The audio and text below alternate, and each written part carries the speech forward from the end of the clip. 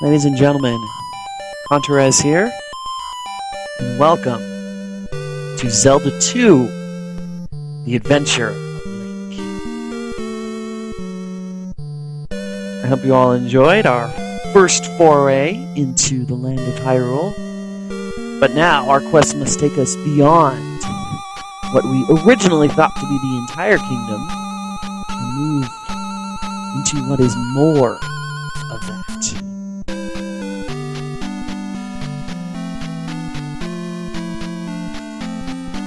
But first, a little introductory story. After Ganon was destroyed, Impa told Link a sleeping spell was cast on Princess Zelda. She will awake only with the power of number 3 Triforce sealed in a palace in Hyrule. To break the seal, crystals must be placed in statues in 6 well-guarded palaces. Link set out on his most adventuresome quest yet. Copyright 1987. So, copyright 1987, which means that this game was only a year after the original Zelda. So I don't know if they just hurried with this, the first one was so popular, or if they were already set on this at the very beginning. As you can see, we already have our registered link. I'll show you once again here that you can type in whatever you want. Whatever you feel is necessary for a name. So that hasn't changed, but you'll notice that our little character, or symbol, is very small. Well, there's a reason for that, because he's not going to be small for very long. 3 lives. And side. This is a side scroller for the most part. We have our princess laying dormant up there. So once we have achieved our goal, we'll be able to come back and wake her to her. Now here's our overworld. So I would argue that this game is the most RPG of any game, because we have random battles, though they're very much action-oriented in our battles.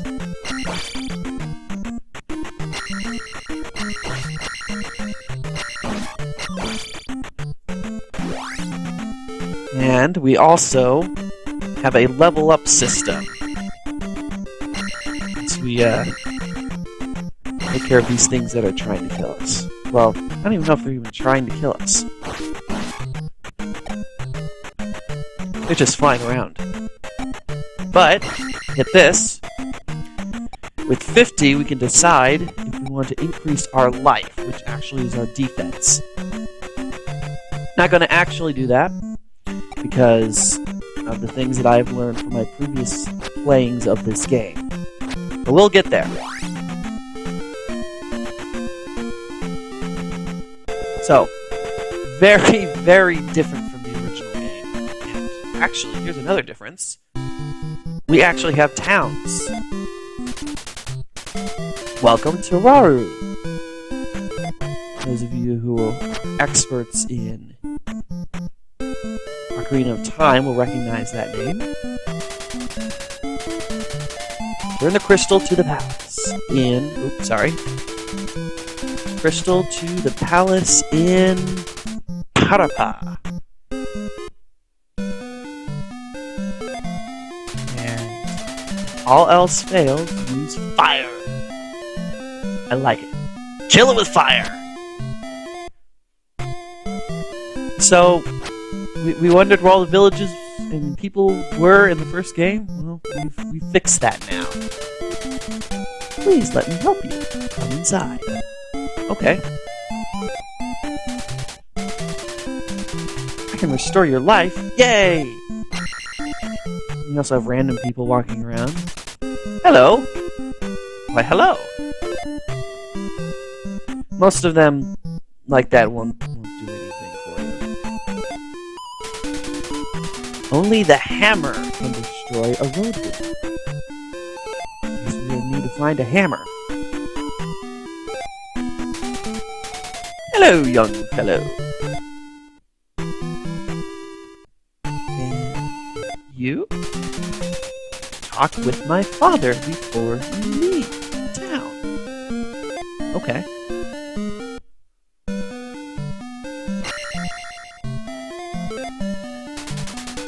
Each town has a wise man. Learn from him. Okay. It's actually very good advice to have, because the wise men are going to give us these. In Parapa Desert, use this magic to survive. To survive! Shield. I'll show you. I now have a shield spell on me, and damage would be lessened, of course. But it's only available for the particular area of side-scrolling place that I'm in. As you can tell, I'm already green again.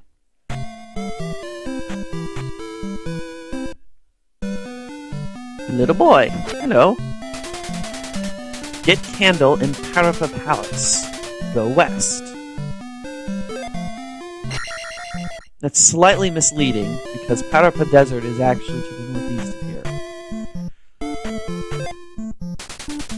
I am much too busy to talk to a stranger. Okay then. I guess I'm not as well known as I thought I was. So, those are the basic rules of our villageness. We have people in houses, which are almost always useful to talk to. Most of the random people who are just walking through town do not help us. But if there's some more unique looking characters, they probably have pieces of information. So, we have fairies. If one would actually... There we go. So, if we actually had health that needed recovering. Those are somewhat rarer than the monster encounters, but they're still around, which is very useful, because if there's one thing this game lacks, it's ways to help heal us. And good luck recovering your magic, because that's ridiculous as well.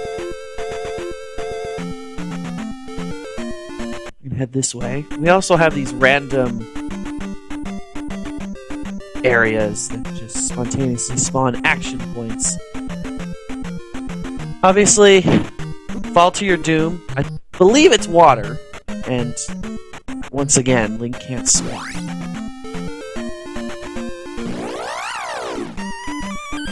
For our health.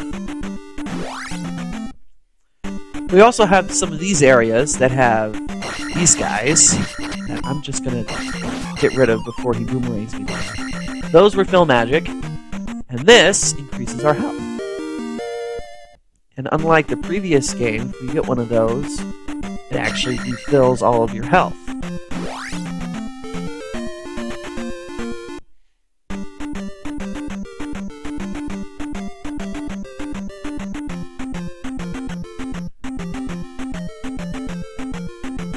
Poison bubbles of death. And if you get hit with anything that damages you, you get recoil. So, if you recoil in midair above a precipice, you will die.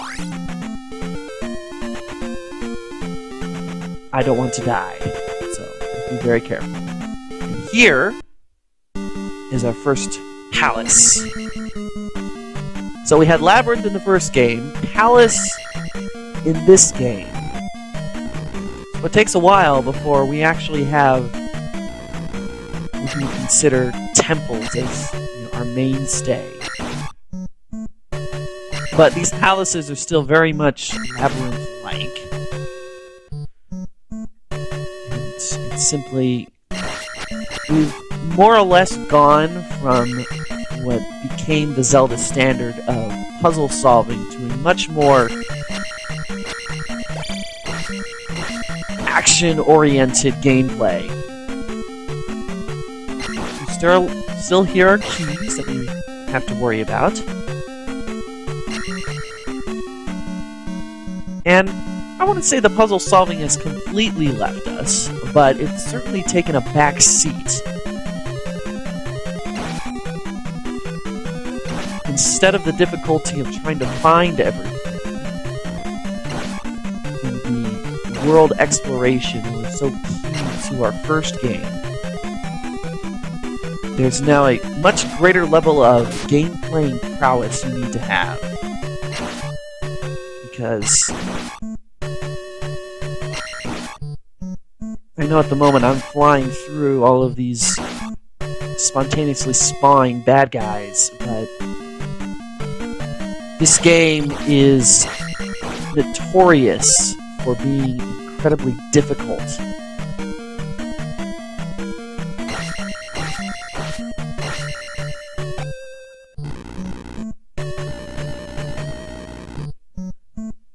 This is kind of dating my age, but 87 was when I was born. So, my family, we had an original Nintendo, and so I remember being very young, playing these games for the first time. And I remember going through basically what we would consider today to be rage quit. My young, let's see here, I was probably 4 or 5 when I first really started trying to play these games. Being so frustrated. I just couldn't handle it. And this is a hammer-throwing demon. We used to call him a bear, actually. Because, once again, infographics are amazing. But honestly, as long as you can get under his hammer throws, it's not that much of a problem. And here, we will increase our attack strength. This is something I've discovered from several attempts of playing this game, and actually only figured out recently. Since you can hold off on upgrading a stat, let's do that. Since you can hold that off, you can decide. I thought I had another key. I guess we're coming back. You can hold off and increase which stat you want.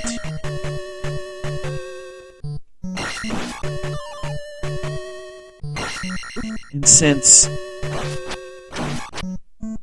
magic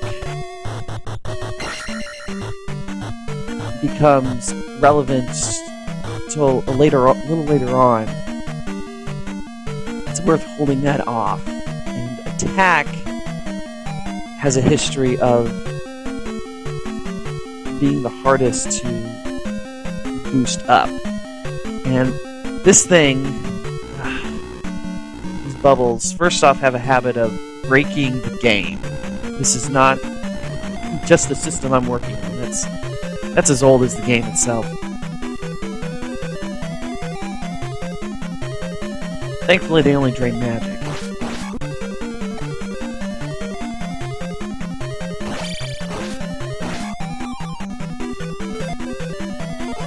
The red ones cover all magic, and since we're here, there's a fairy.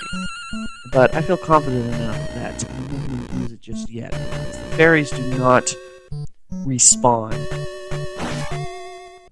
Health is a very limited commodity in these games. There's my key, but I'm going to keep going and see how far this goes.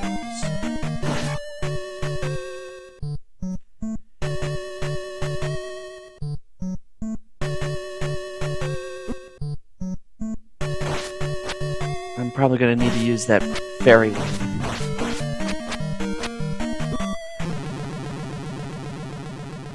Okay, maybe I should use that fairy sooner. So, yeah, that's what happens when you die. Little strobe death effect. I remember reading somewhere that the original strobes for the game actually caused a bit of a concern with some children, some people who suffered from epilepsy and the like. I don't know how accurate that is. I need to do a little bit more digging. But with all of that strobe flash effect, I can believe it.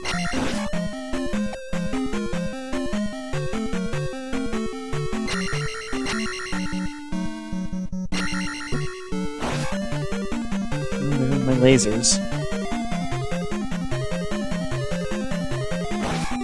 I'm trying to think. Yeah, I believe it was not until the Ocarina of Time that they stopped just automatically giving you the laser effect.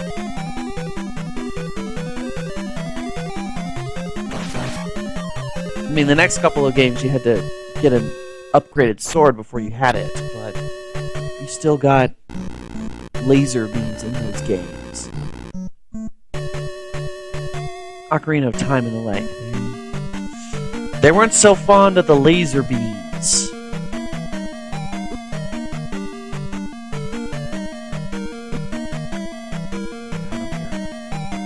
If you don't need magic, those things really don't mean anything to you.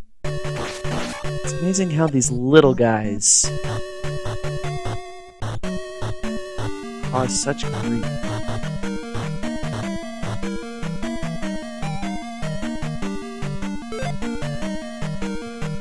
I'd say one of the biggest losses is the fact that I don't have a map. There is no map or compass to these palaces. So, I guess they took the concept of the overworld map from the first game, Candle, and applied it to the dungeons as well as the overworld. But the overworld isn't that complicated. There's a much more stage-like progression to the overworld. As soon as you finish with one area, you're pretty much done with that area. Unless you die and have to go back through some of the places you've been before, which, once we get there, you'll see just how much of an insane hassle that can be. Because even though I can say I've beaten the game, there is... I would not even pretend to lie and say that I have beaten this to any level of perfection.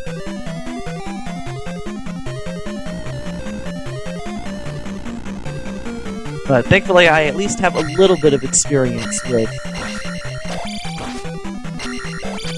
beating this game, otherwise we would be trying to beat this game for a long time. But I expect to cut out a lot of I just died segments.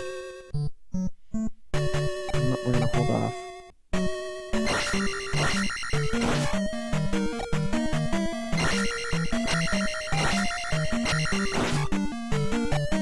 I love it when the game gives you easy ways to kill things. Now I'm starting to think I shouldn't have,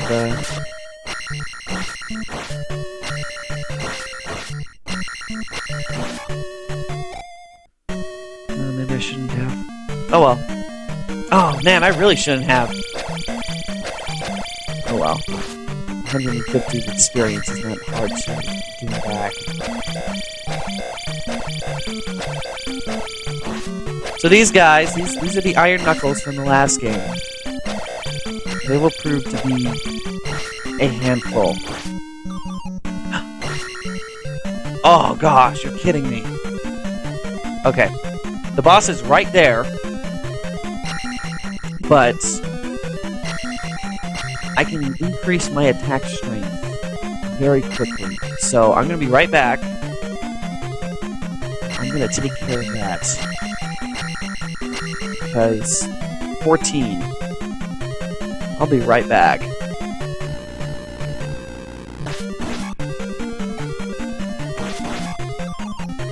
Thank you.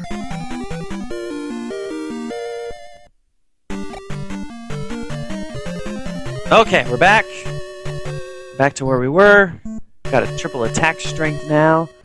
And we have some curtains on the top. And here... ow. Is what I can only describe as like a kind of minotaur. Except it's not a bull, it's a horse head. Getting anywhere close to the body kills you with the mace. And thank goodness I had that extra attack strength. Oh, you're kidding me. 4 experience points. Here's the thing. When you beat a palace, you don't get more health or anything. You get more experience to the next level. They do fill up everything, which is nice, but that's it. I mean, it's... Oh, sure, why not? I'm right there. But with full... Oh, gosh, that's annoying. So, we need to place crystals in the palace. Crystal has been placed in the palace. We have our item, so we can just leave. And the palace is now a rock. And I'm now being chased by baddies. So it's a good thing. I've never had it happen before, but I can assume it's possible to not have your item when you leave. And if you don't have your item when you leave, that could be a bit, and when I say a bit, I mean a huge problem. But I think that will be able to do it for this adventure. So,